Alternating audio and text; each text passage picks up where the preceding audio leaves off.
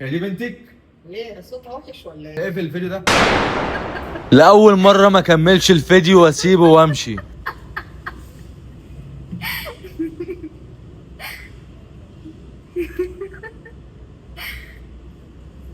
هنعمل ايه؟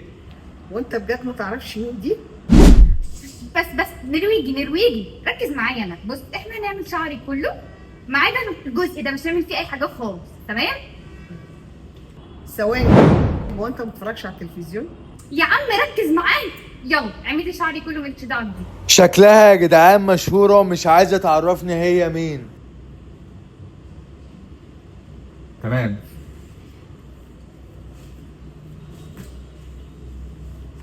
ما قلنا بقى مالكش دعوه بدي خالص.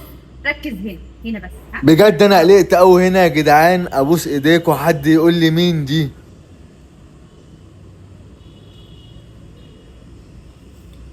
لجأت لوالدتها هنا علشان تقول لي هي مين او تقول لي اي حاجة، برضو مرضتش تقول لي.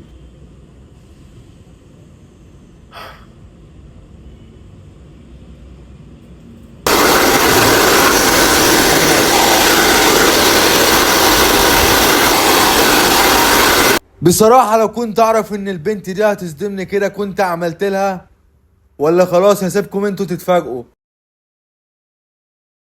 بس قبل ما تتفاجئ حسيت ان في حاجة اتغيرت في الفيديو، ولا انت نايم؟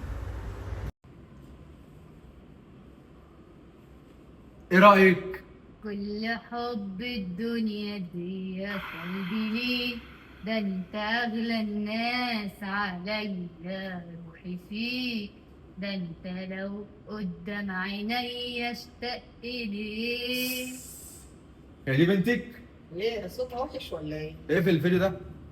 ولا بالي ولا انت داري باللي جرالي، والليالي سنين طويلة سبتها لي، ينشغالي بكل كلمة قلتها لي.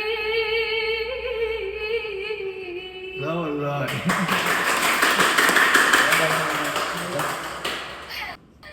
جميلة أوي ربنا. الله ينور. عرفت بقى انا مين؟ لا لسه ما عرفتش. خش على اي حاجه. مشهورة؟ سلام.